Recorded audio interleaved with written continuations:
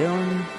And welcome back to the show for another episode of Scream Preach. It is episode 55, which is pretty cool. And timing the recording on this ain't too bad.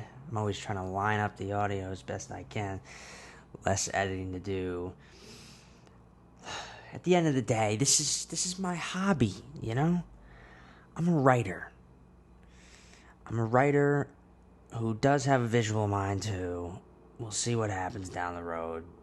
But I just love telling stories. I love the cinema. It's my religion. Gotta talk about it. It's in my head all fucking day, every day. So, here we are. We get to Friday. The biggest thing I deal with is all week long, things pop in my head I want to talk about. Things I want to say. There's moments where I have like creative energy off the charts. Like, wow, this would be a good time to record. But I can't. You know, this is the time right here. Friday night. I love Fridays because they're super busy. There's literally no time to think about anything else or to even stress about anything else because all the good stress is on Friday. All the fun stuff that I know I want to do and have to do. Yeah, I think it's been cool to see that I have some people following, and that's cool. And as we go forward, that'll continue. My next big thing is I want to get some ads going, maybe some sponsors and whatnot. But it's not like it's just not a priority. You know, This is not a priority. It's just a hobby. I just enjoy talking about what I'm watching and what I've seen and other things. You know, it's just my take. And I'm going to add a segment to the show next week. You'll see what it is. I'm very excited about it. It's just another little element to the show that pertains to people who just have an urge to tell stories and to do it cinematically. I'm gonna add this segment for you people. What do you mean, you people? For us as the creative people, I guess. Anybody, it's for everybody, but it's for I want to do it for me, but I want to do it for the creative people out there who might watch the show. Maybe it'll be a new post too every week too on the Instagram. It'll be a new post, but I'll just roll that out when I do it next week. This week I have a very special episode. It should be cool. I'm going to talk about. There's two topics this week. We have a feature film and we have a short film, and I'm gonna review both. The feature is really just my take on it. It's less of a review. It's just I didn't know I had to pick something this week, and I just went with the newest thing I saw right off. It just quick, like I saw it and I went with it. Like, I didn't really have time. I didn't think about it too deep. I should have maybe thought about it a little bit more, but it doesn't matter. You know, the best thing about what's going on now is movie theaters the movies are back, and I hope what I'm hearing right now is the air conditioner and not the computer. When the computer starts making that fucking noise, I worry it's going to start overheating and then fucking skip and stop and bullshit. I think it's the AC. But of all the fucking times for that. Seriously. It's not on or anything. It's just fucking with me. You know? I'm never going to stop tapping the desk, by the way. Last week I rewatched the episode. I was like, I'm going to try to refrain, and then I fucking immediately, right after, what was I saying? Yeah, the movie theaters are back up and running. You know, there's going to be a lot of new stuff that I'm going to talk about every week. Like, in theater, I'm going to go to the theaters. Like, it's been great. I go to the theaters. When I'm not getting tickets for parking, it's going to be great when I figure that out. But there's going to be, 2 or 3 a month probably. Maybe not. Sometimes it's only 1 or 2. But I'm going right back to the movies next week. Quiet Place Part 2. And I'm going to talk about it next week. Episode 56 is finally A Quiet Place Part 2. I can't wait to see it. Can't wait to talk about it too. And I'll see that in the theater, and then I'm going to see Cruella. Here's the thing with Cruella. I was thinking about it. I'll definitely just stay home and watch that on Disney Plus. But Disney Plus doesn't do it the way HBO Max does it. They don't just let you watch it if you're subscribing. You have to still buy it, like rent it. Like it's honestly a dumb fucking setup. Honestly, Disney not. If I'm gonna pay for it at all, I might as well go to the theater. So that's what I'm doing. I'm not gonna pay for it to stay here. I'm gonna go to the theater and pay for it there, because then at least it's more of an experience watching it. I'm not gonna just sit on my fucking couch with the minimal fucking cinematic decor of the fucking room. I'm gonna go to the theater for that if I'm paying. So we'll have, yeah, I guess that's probably what it is. 57 will be Cruella. Just build into Black Widow, man. You know that. Just trying to get back to that. Trying to get back to the Marvel, back to the movies for Marvel. Like, for real. Obviously not just that. Come on. Cinema lovers. We know that we just want to see what's... I listen to, I drive right now. That's my day job. I'm a delivery driver. Fucking driving, delivering food around. But it's a peaceful gig. It's just nice and easy. Like, make your own hours and shit. But I listened to a podcast today, and it was great. Great fucking podcast. I meant to be getting to it for a while, but it's called The Director's Cut. But they did one for all the directors who were nominated for the Oscars recently, and I listened to them talk about how they made their films and their process and everything. It was great. Great podcast. Great discussion of all those great artists.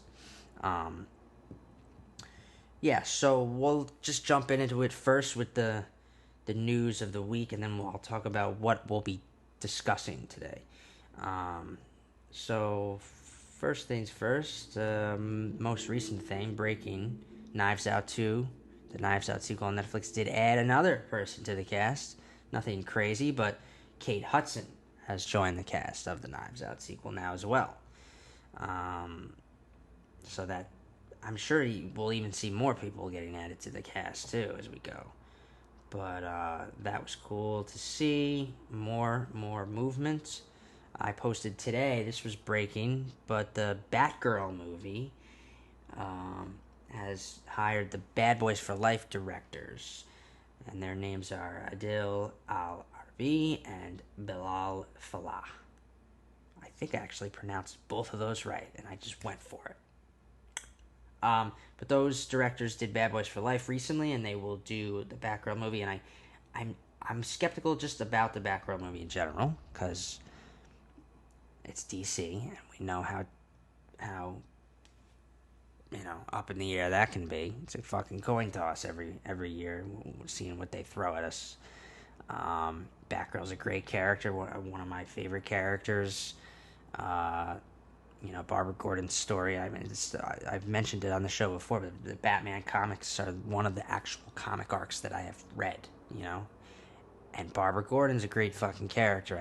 I hope they don't butcher her, I'm sure these directors will do their very best, because nobody ever does anything less. They're going to give it their all here. I'm just curious if their vision is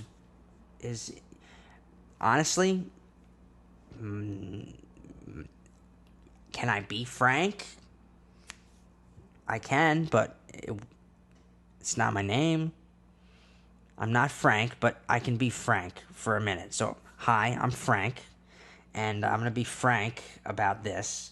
I would have hired a woman director who knows who's got a woman's eye, a woman's gaze for... it's a little strange, the hiring, honestly. But that's also stupid, I guess, to say, because I've been saying it before on here. Just hire whoever's the best person for the job. It doesn't matter. Woman, man, gay, straight, black, white, doesn't fucking matter, okay? Just as long as they're the best person for the job. And if these guys are the best person for the job, looking forward to seeing... I just thought that... I just was thinking that a female vision would make sense for a female protagonist. That just always makes sense to me. But we'll see what happens. And then I just have questions. Is this part of the DC Extended Universe? Is it completely separate? Because they sometimes it is, sometimes it isn't, and they're still setting up their multiverse that's not really, and we'll see. I just really love, Batgirl needs to be done right. I want to see that movie, and I want to really enjoy it. I want it to shock me. Can you guys shock me with this one? We'll see. Green Lantern, HBO Max series, is eyeing another casting. I mentioned how now they're just going to keep casting for that show because there's multiple Green Lanterns, and that's going to be very interesting to see who is cast as each character. They're eyeing somebody, so it's not even official yet, but they're eyeing Jeremy Irvine. Is it Irvine or Irvine? Don't know. For the role as Alan Scott in that series. Alan Scott is actually a gay superhero too in the comics, so that would be one of the earliest iterations. We actually we did technically get our first gay superhero in live action without him being fully, not like sort of, but like not 100%. I think Billy Maximoff, one of Wanda and Vision's kids in the comics, ends up being gay. So we did kind of technically get the first. But as we go forward, there are more great characters in the comics for both Marvel and DC that'll be coming. But this is potential casting for the character of Alan Scott in the Green Lantern series. So more movement on that. More movement on that show. The Batman animated series run does not end. It continues. There's going to be more. There's going to be a new Bateman. There's going to be a... It is 9:46 p.m., not too late, but I'm still at the end of my energy drainage. Always. I'm always winging it. On Friday night, here we are again for another one. I'm doing the best I can. You're not catching me. I should probably do it on Saturday morning, but I need Saturdays and Sundays for other things. For more, I got writing to do. I got cleaning to do. And then I got to edit this. So like, it makes sense to just do it the way I'm doing it. Just bear with me if sometimes I'm like, just not all there. You're not catching me at the best time of the day. This morning, I was ready to go. Like, I wanted to record this morning, but I got to get out the door and go to work. Yeah, so it's not happening. But my mind was racing this morning. Try to match that.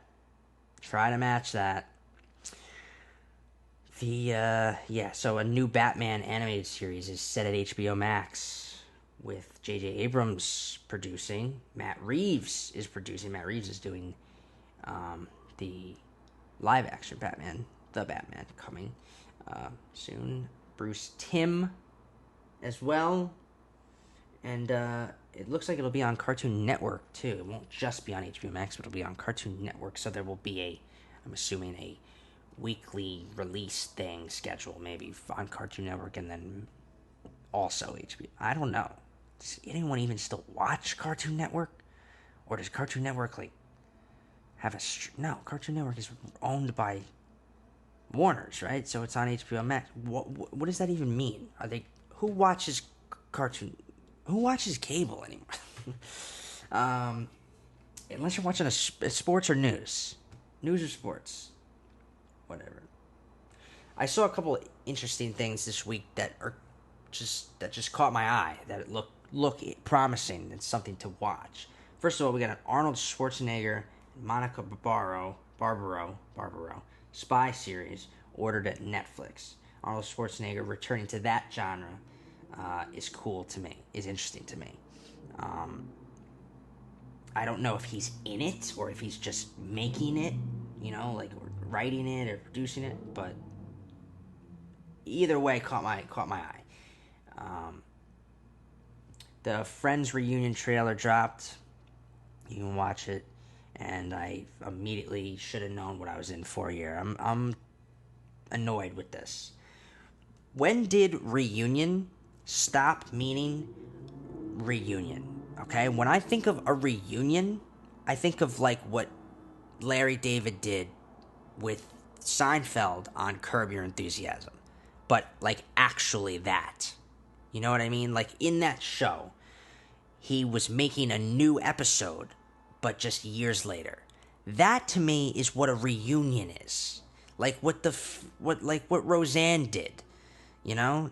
Now it's not Roseanne, right? It's the Connors, but like you make a narrative episode, a story about the characters we all used to know and love and watch, but just years later. That to me is what a reunion is. I should have known what I was in for with this. Disappointed. I'm still gonna watch it, but it's one of those. It's the same thing the Fresh Prince of Bel Air reunion did. It's not a fucking episode. It's not an. I want to see an episode with these characters years later, not this fucking get together and talk about it thing. That's who fucking cares about that? I want to see an episode of these guys doing what they're up to now years later. That is more interesting to me. I'd like to see Ross and Rachel like married and having, maybe they have kids or something. Like get creative with it. Actually do it. Go all out. But whatever. This is still cool. Like it's cool to see them all together. But I don't know. That to me does not. That's not what I think of when I think of a reunion. So I was. Jesus Christ. I was misled with these, with both of those reunions, Fresh Prince and this. HBO Max is doing these get-togethers instead and talk.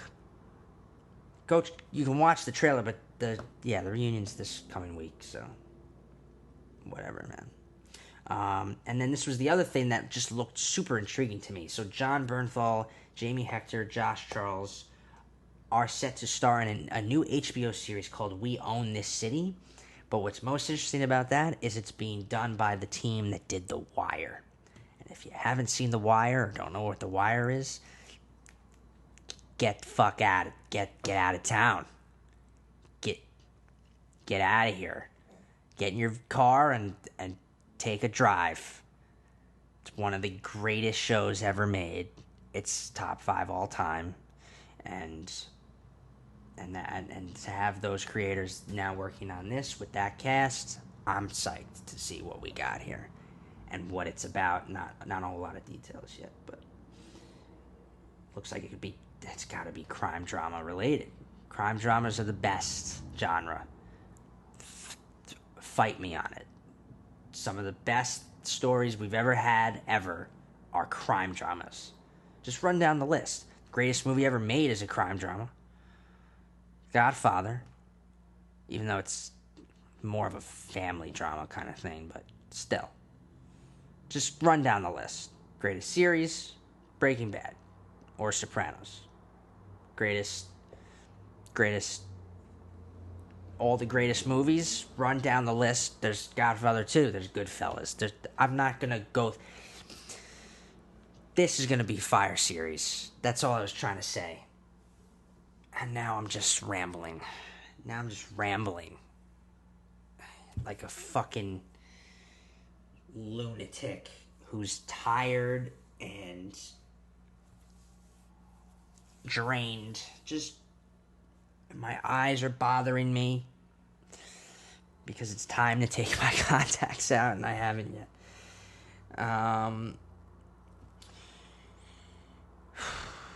What else? There was a Snake Eyes G.I. Joe Origins trailer. I'm confused as, I guess they're just redoing all this. I like that. That's so cool that Henry Golding's playing them. It's totally separate from the G.I. Joes then, because Snake Eyes in that movie was a white kid with blonde hair, right? So this is totally separate now in its own thing, I would assume. I don't know. It's just, it looks cool. I don't know. It might suck. But there's a trailer and a poster. Go check it out. Just get the fuck out of here and go check it out. What are you still doing here? Do people Do people watch this or listen to this? How oh my god. I can't stop looking at my phone now. It looks a little crooked. It looks a little... I swear I make sure it's not, and then I sit here and it looks like it is. Fuck, dude. What else? Another thing I need to not do is be so hunched over on this fucking show we're doing. Marvel's Secret Invasion series has hired 2 more directors. And you're not going to give me the fucking... Oh, here we go. It is adding...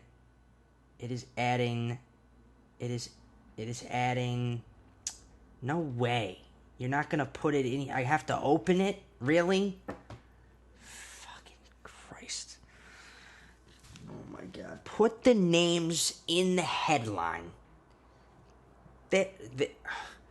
Taps Thomas Bazooka and Ali Salim. 2 new directors on board. One of them actually directed episodes of... I saw this earlier. Oh, no. Actually directed the movie Let Him Go, which I talked about a few episodes back. Good movie. Go watch it. Directed that movie with Kevin Costner and Diane Lane. And that is cool. So that director is going to be on Marvel's Secret Invasion. The Looming Tower director, Ali Salim, is the other one. We already have... We have Kyle Bradstreet from Mr. Robot writing and producing. Marvel knows who to... See, now that casting's more interesting than the back row casting to me. Casting, hiring. You don't say casting for directors and writers, right? You say casting for casting. Figure that lingo out and then get back to me. Now I'm talking to myself on the show. I'm talking to myself. I guess I'm talking to myself all the time, technically. What else? There wasn't anything else. That's the news. Besides the biggest thing I saw this week. In terms of news, the biggest thing, coolest thing I saw was what's going on with Robert Eggers' next film. Robert Eggers, great filmmaker.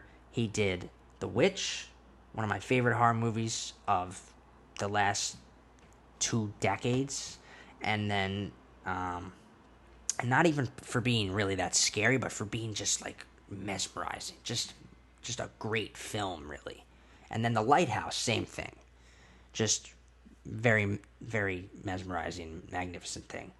And he's just very interesting. His vision is very interesting. And so his next film's called The Northman, and this is going to be his epic. It's certainly shaping up to be.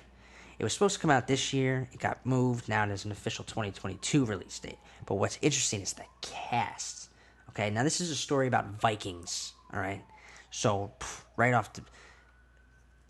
Eggers doing a Vikings epic. It's right there. I'm already like, sign me the fuck up for this. But the cast... People he's worked with before, people he hasn't, but it's just quite a cast. Alexander Skarsgård. I thought his brother was in it too, but I don't think he is. Alexander Skarsgård, Nicole Kidman, working with Willem Dafoe again. Ethan Hawke is in it. And then, who else? And then working again with Anna Taylor-Joy. So, yeah, quite a cast, and I'm really looking forward to it. If his last 2 films are any indication, this is shaping up to be his most epic film. So, yeah, now we just keep our eyes out for a trailer. A trailer should be... They've been showing... There's been some pictures of the set design, and it looks to be... like it could be pretty cool. So yeah, you can go check out those photos right here on the show, or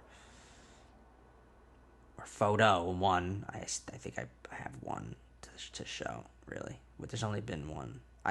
Let's trailer soon, hopefully. let's move on. So we have two topics today. First, we have the feature we're going to talk about. Now, everybody kept reaching out to me when I threw up that I'm going to talk about this movie. They kept saying it's terrible. I didn't like it. I wasn't a fan of it.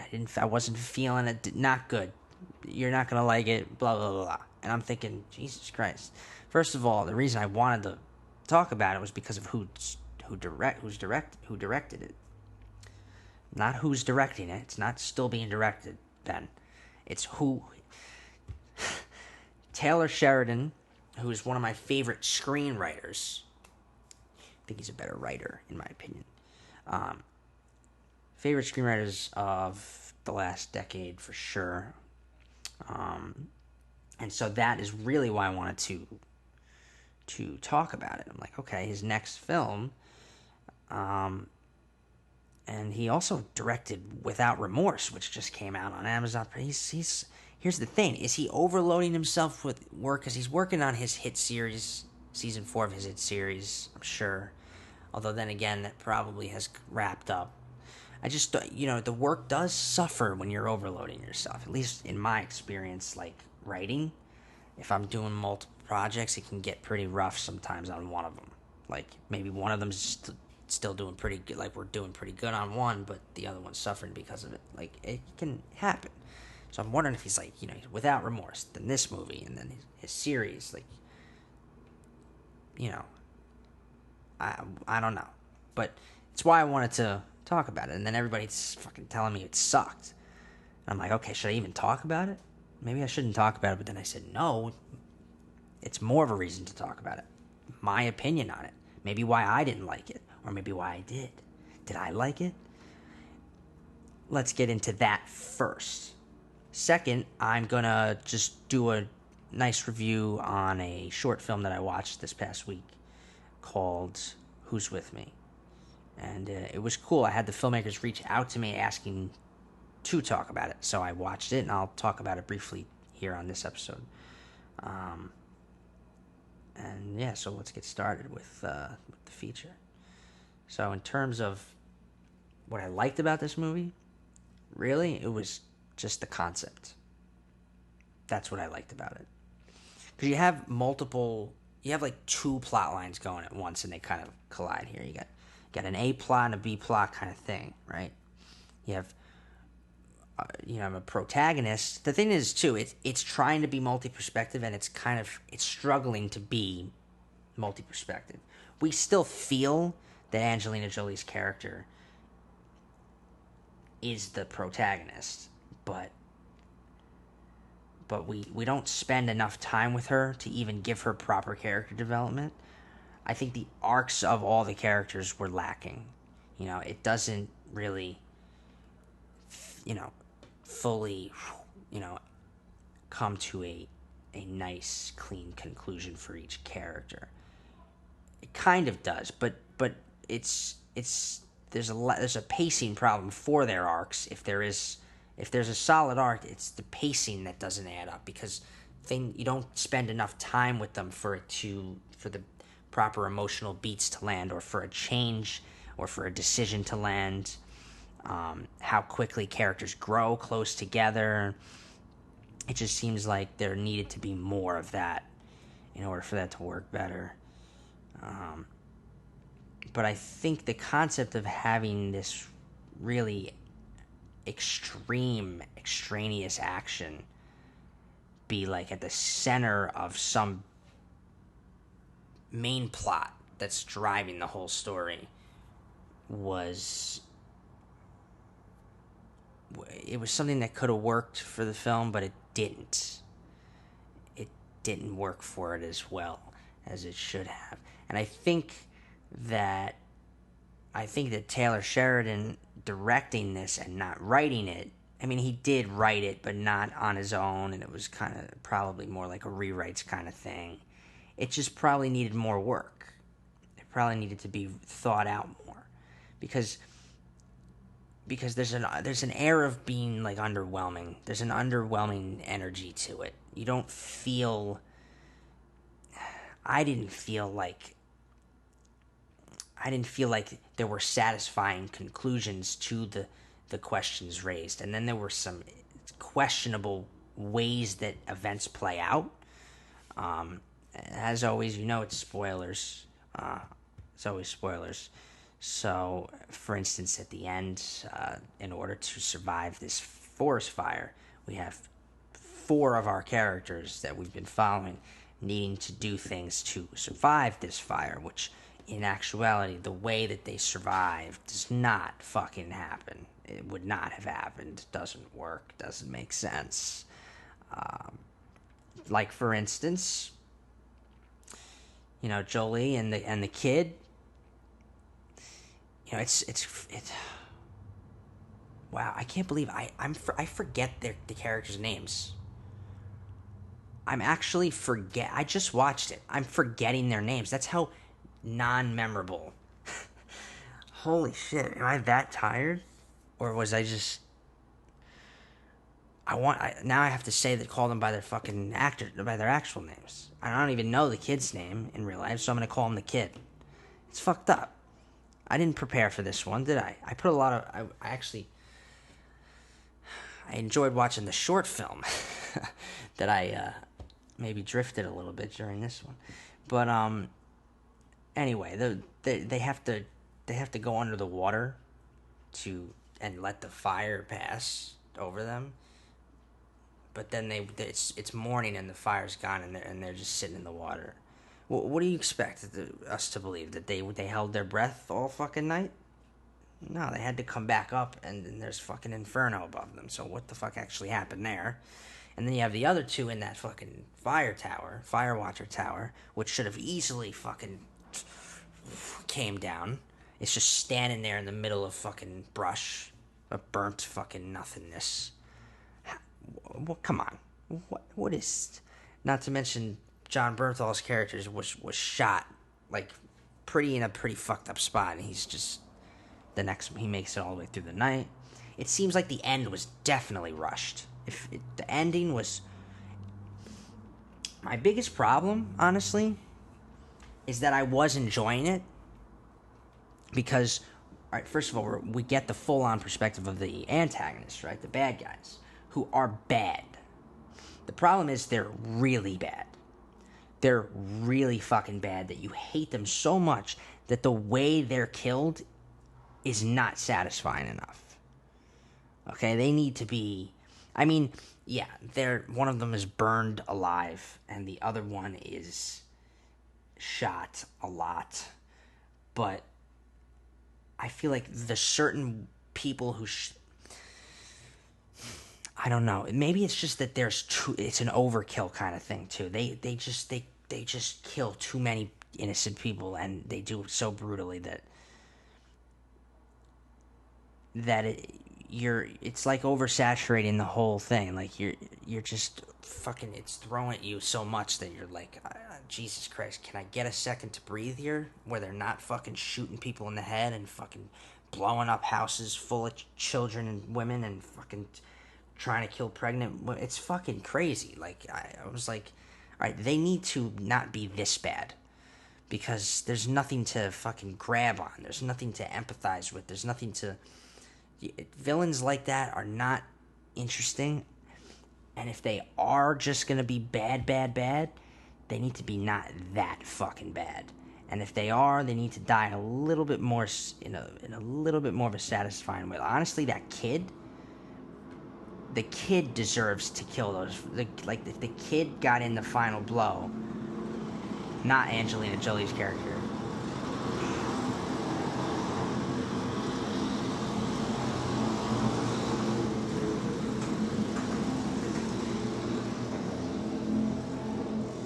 Oh, next apartment, I'm going away from the road. God, it's so fucking annoying living near the fucking road, man. And not just for recording this. I can't stand when that happens and I'm fucking watching something. I don't know what I was thinking moving into this fucking... Jesus Christ, that's so annoying. It's so annoying. Honestly. I'm like an old man when it comes to noises. I don't like loud shit. Unless I'm doing it. If I'm the one blasting the music, I don't care. If I'm the one riding the motorcycle, I don't care. But if it's someone else and it catches me off guard... It's just annoying.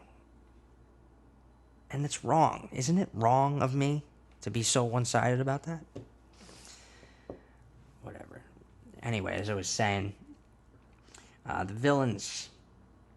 Yeah, I feel like the kid, if anybody, should have gotten in the final blow on at least one of them. You know?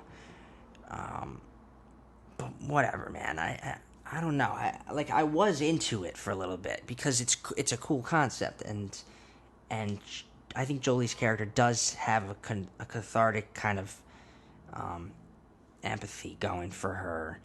You know, and we learn about this thing that happened to her, this circle of being kind of moment for her where she fucked up. You know, she's guilty about failing to save some kids, and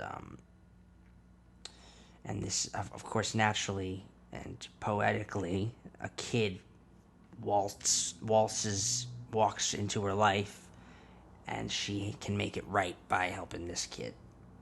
And they grow really close, but that's the thing, you know. I wasn't believing that. I wasn't believing how close they all of a sudden were, and how trusting he was of her so quickly, and just, you know, he just saw his father get fucking shot up to death, and he's just gonna kind of feel safe with this random stranger.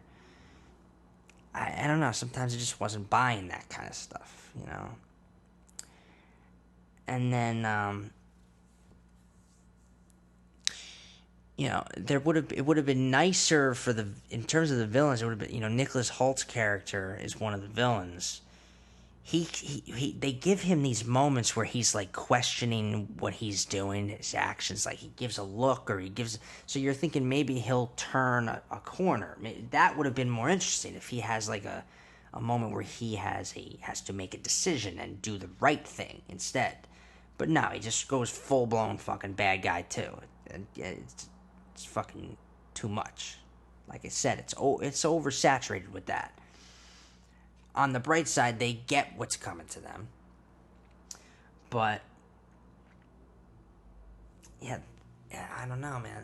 That's all I really have to say about this movie. It didn't. A lot of beats didn't land for me. But I'm not saying I didn't enjoy some of it too, because I did. I just think the fires too. The fires are just like it's like again, like this overkill kind of thing. It's just like too much going on at once, and then they're just like blatantly, they're running through fucking lightning storms, and it's just like it's all kinds of shit going on. And I'm like, okay, the movie doesn't really have moments of like stillness, you know. It needs like a few moments to breathe and spend some legitimate time with the characters, and there's not enough of that. You get that in the beginning a little bit, but this movie it's going, because there's like a time limit on this, because you have guys literally hunting this kid and the kid and the father, and I mean hunting anyone connected to this, and it doesn't help that we don't actually learn what the fuck they were. You know, they have this very bland motive, and for us to care, we need to at least know more about it. You know, they give them there's no depth to those characters at all. They're just running around shooting people, lighting people on fire, whatever they're doing, the most brutal shit, and we have no reason to care. You know, the only thing we care about is that this kid's gonna be safe. And honestly, we're not even, at least I'm not believing that he is the safest with Jolie's character. Why should we? You know, why should I? We've seen that she has failed, and we've seen that she's been cowardice. Why is she now all of a sudden the person to make sure this kid is safe? But that's the arc of her character, is that she is that person. But the development of her from coward to hero, there's not enough of that, because we're spending all this other time with all these other characters who also don't get the proper time that they need to fully understand them and what they, you know, what their change is. But yeah, I suppose those are the things that made it falter and not work. But that doesn't mean I didn't enjoy it sometimes too, because I did. There were a few moments. I'm trying to think what. I mean, I guess watching the bad guys die was satisfying. Um, yeah. But it's true. It was. It was not. Not really what I expected. Damn, it sucks. I want to like. I want to go the other. I wanted to go the other way on this because everyone was telling me it was bad. I wanted to be like, no, here's why it's actually not. But it's not that good. It wasn't that good. So I have to agree with you, all of you who told me that. You were right. I first of all, someone told me it was terrible. I would not say it's terrible, but it definitely did not. It did not live up to my expectations for it. When you see Taylor Sheridan behind it too, especially.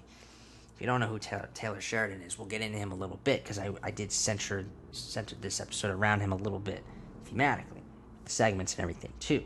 So we'll get into that.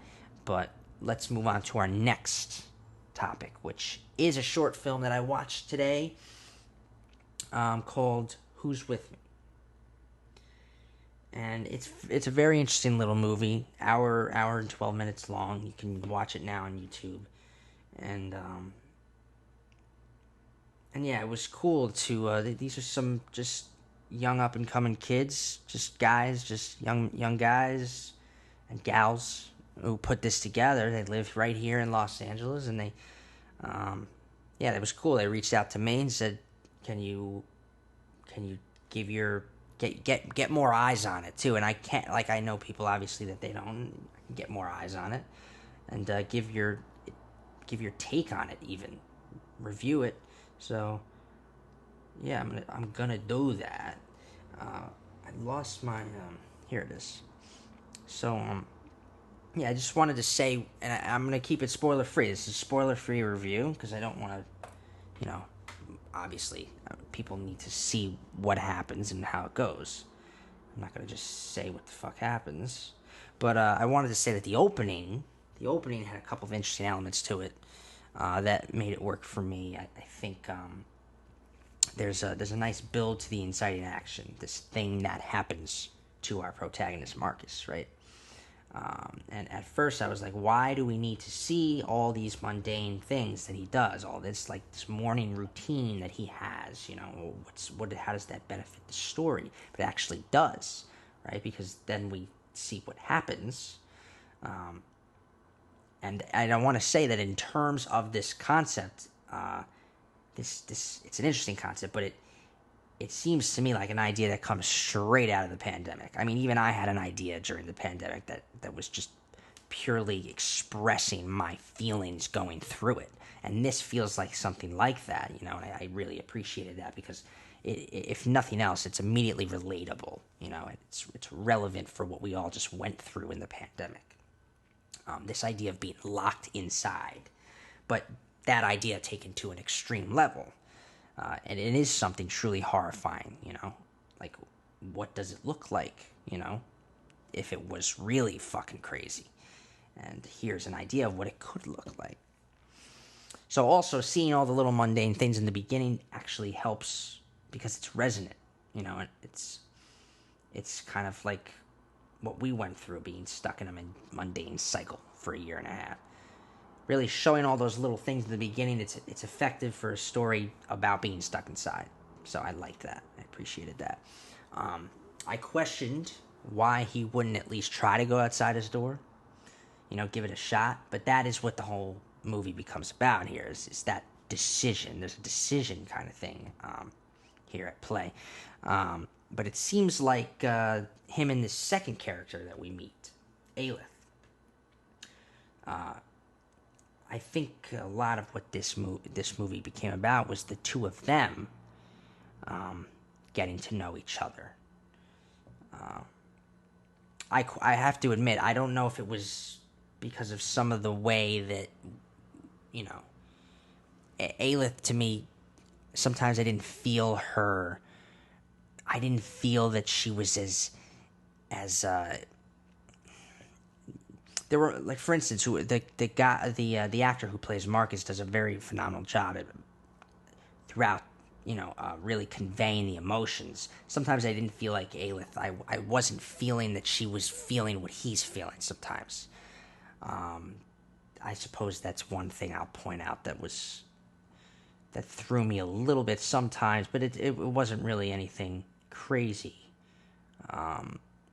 I questioned her just for that, because of that. I questioned if it was a story thing. Like, is she gonna be? What's going on with her?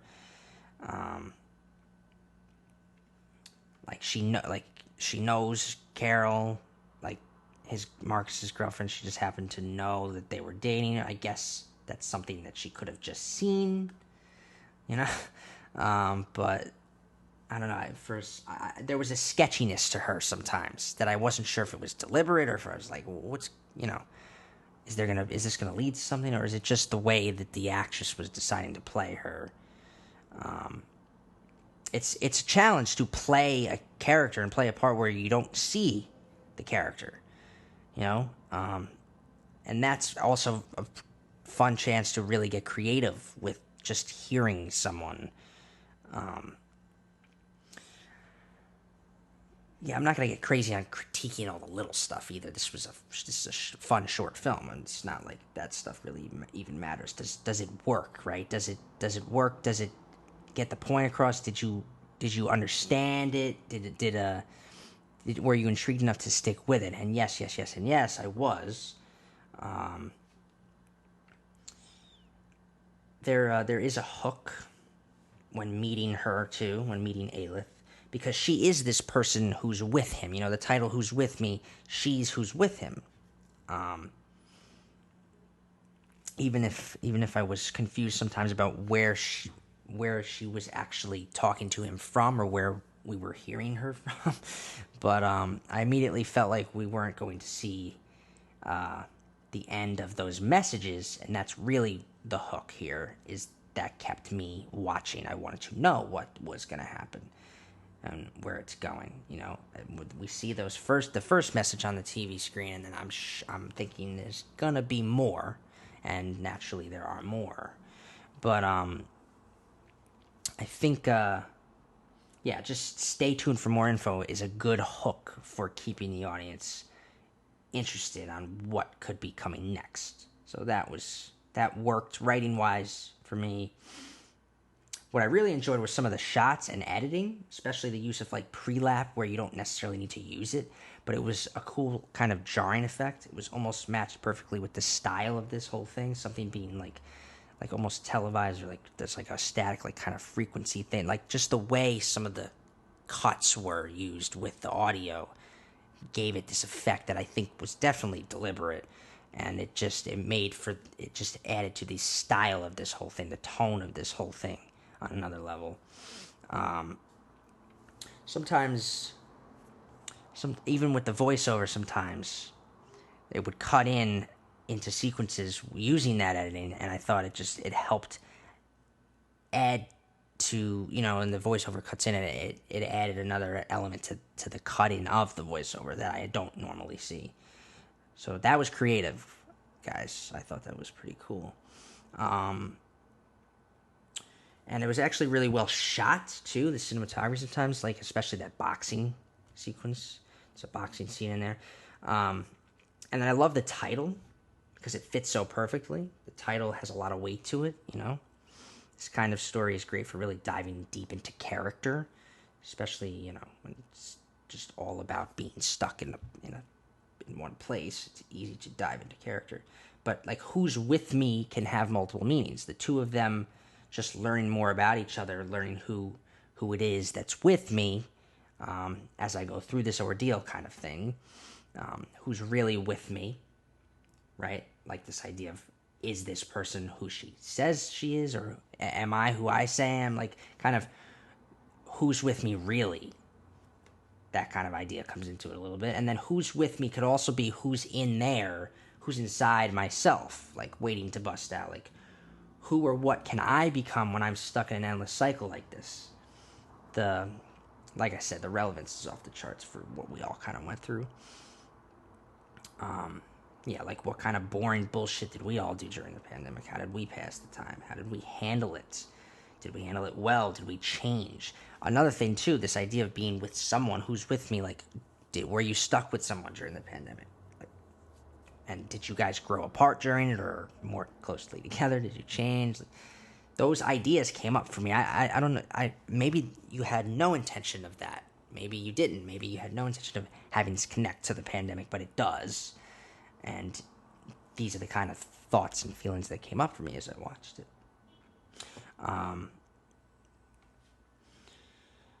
Yeah, so my favorite sequence was when Marcus just has at it, kind of starts breaking shit too. That was a great with the music and the way it's cut together. Really great sequence.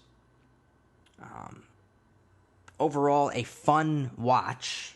I recommend it to anyone looking to check out something different, kind of creative, and just not like a normal, like just regular movie that you're gonna go stream. Just something new and fresh to check out. The writing was good, a nice pacing, definitely nice pacing. Interesting obstacles too that kept coming up that they needed to overcome, like just basic things that you would deal with in something like this. There was this great merge of like just being inside, being stuck somewhere, but also not being able to. Yeah, it was a pure like survival story, you know, but all in one single space. Yeah, it was very interesting concept. Yeah, good character development. Aside from, there's one thing at the end of it that I won't say, but I'm still on the fence about it a little bit, about just a decision thing on the part of one of the characters. But super impressed with the production design. I'd love to know how you guys went about that, because there's a lot of stuff being broken. There's like this slow deterioration of the space. And I'm thinking like in terms of budget and everything, like where did you find this space? Had all these things to, I was impressed with that. That was really something. And the end is a thinker. I assume it's supposed to be. It's more about who we become, this story. This story is about who we become when we feel trapped. How we utilize time, how we maybe take it for granted.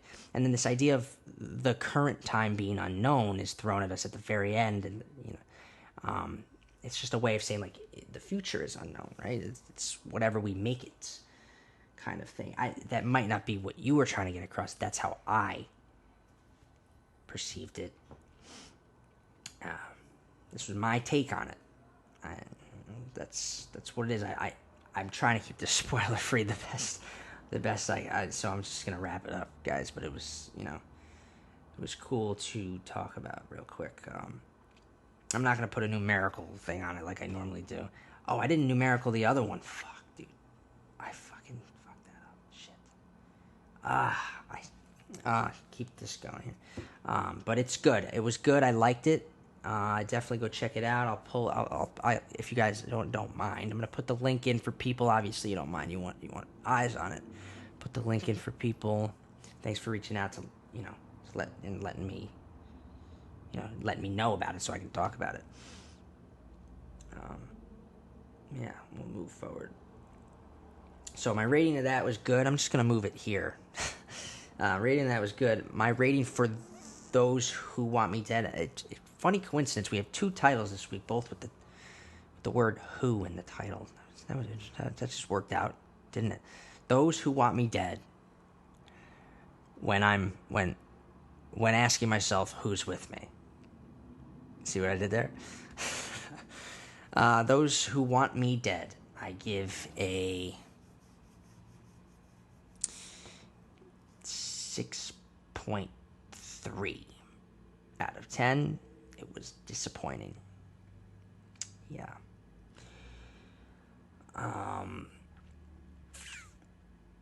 yeah, so let's move on to a fun little fact here, and we'll make it a little bit Sheridan themed because I don't want people to, you shouldn't judge Sheridan based on this movie. If you've only seen this and nothing else he's done, again, get in your car and take a but get in your car and get in your car, get in your drove the Chevy to the levee, but the levee. What's up, B Ryan? B Roni? What's the haps?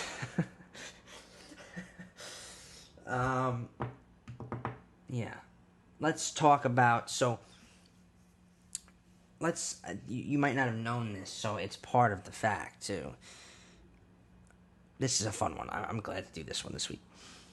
Sons of Anarchy, the masterful television drama that ran from 2008 to 2014, has quite an interesting background to it. Creator Kurt Sutter took inspiration from William Shakespeare's Hamlet and rooted the story heavily in family-oriented themes. Even when writing the character of Gemma, he wrote her with his own wife, Katie Sagal, in mind for the role. Sutter married the star in 2004, and at the time, Sagal already had 2 children. Sutter became their stepfather and recalls how protective Sagal was of them. Hence, Gemma is the epitome of that idea. The heavy melodramatic conflicts that make the show are also what binded the cast, creators, and fans so effectively. Charlie Hunnam, who plays protagonist Jax Teller, had a very hard time letting go of the character once it was all over. He often went back to set for some time after the final season to just hang out in the environment that he lived in for 7 years of his life, trying to move on in his own way. And a fun fact, Taylor Sheridan was a small-time actor who got cast as Deputy Chief David Hale in this series. The character, if you remember, was killed off after a couple of seasons. Funny enough, Sheridan has since gone on to become one of the best screenwriters of the last decade, writing hits like Sicario, Hell or High Water, and his hit TV series Yellowstone. One thing is for sure, we all do sure miss the Sam Crow family, do we not?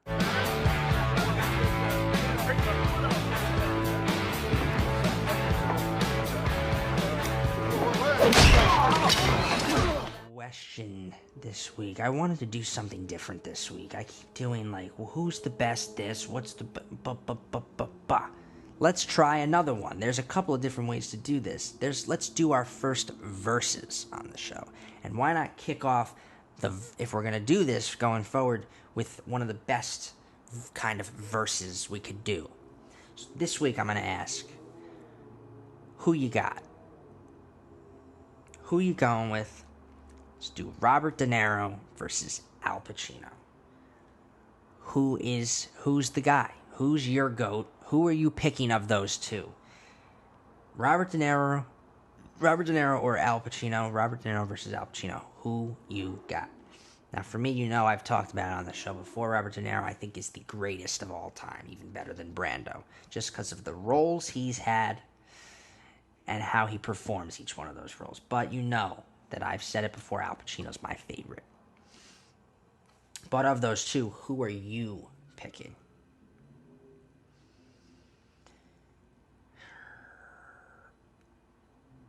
And then recommendations of the week, I gotta recommend that you watch anything Sheridan that isn't these two movies, Without Remorse and those who want me dead.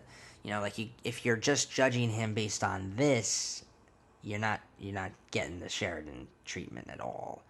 You're not getting his full true creative, I don't want to say genius, creative talents, right?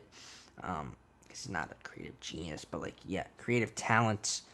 So my recommendations this week are that you must watch Yellowstone, his neo-contemporary Western drama series on Paramount. Definitely need to check that out because it is one of the best right now. Season 4 is coming soon, and that cliffhanger could not have been any fucking wilder for season 3. So I can't wait for that to come back. And any of his films, basically, I would recommend, but I would have to say Hell or High Water would be the one above all else that you should watch. I love Sicario, but I'm going with Hell or High Water is my favorite of his movies.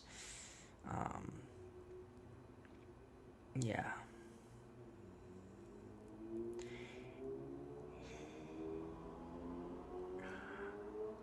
I think that's it. Yeah, that's my new segment there. I don't have a book or game for you guys this week. So that's it. That's the episode. I hope it was actually good because I felt some energy picking up there at the end. So I hope it was good on your end. And I was glad to have talked about that film. I said I would. So I'm a man of my word. And as always, we will shout out to our patrons. We need some more. Come on, people.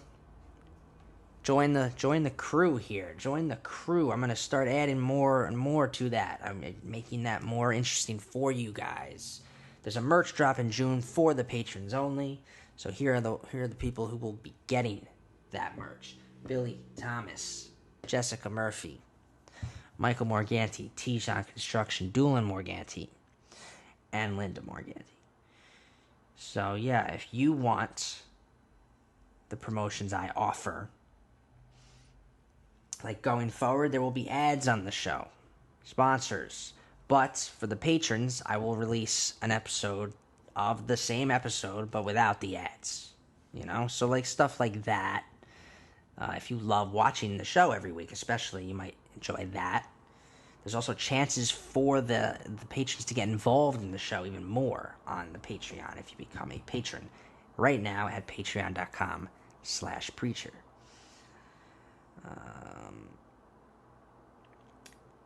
Follow the show at Screen Preach, where we have all kinds of fun stuff for you every day of the week. I try to do something every day of the week. Film related, TV related, you can follow me personally at DeBenji too. I appreciate it if you do. I will always follow back. If you follow me on either account, I will follow you back. If you're the douchebag kind of person who follows me then unfollows me, I will then unfollow you. That's how it works. I'm not gonna just you follow me. I don't just go, okay, I'm not gonna follow you back. No, I give you a follow. It's for meeting you halfway. Check out my website at benmorgantistory.com. I'm working on my 8th project right now. It'll be done by the end of the year because it is a very, very complex story, and I'm taking my time with it. I'm gladly taking my time with it. I'm working on this thing, and it's coming out of my head in very unexpected ways. A lot of changes, so it will not be done. It's funny, last year I was able to write a whole movie in 5-6 months, but I was inside all the time because of the pandemic. It's different now. So I keep beating myself up sometimes. I'm like, why am I still on this? But no, you gotta go at your pace, man. And I'm getting home at fucking 7. And I gotta fucking eat. And I gotta, I don't have time like I used to.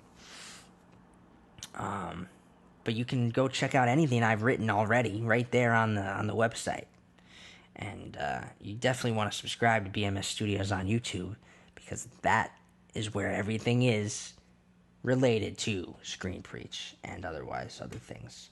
Got a new showcase, brand new showcase coming for all y'all. Either this week or next, or during the week, this coming week. I'll just put it out. You might enjoy that. If you enjoyed the last one, you might enjoy that one. I'll even give an update on my book collection. I got a cool case. I'll do a quick update on it in this showcase. But I have something new that I got, and I want to do a little showcase on it. I will be doing more showcases going forward, too, because I have a lot of collections, but they're not here right now. They're back home, and I will bring them out. But that's it. That's the episode this week, and come back next week for sure because the movie theaters are back in business. A Quiet Place Part 2 next week. As usual, thanks for watching, guys. Have a cinematic week.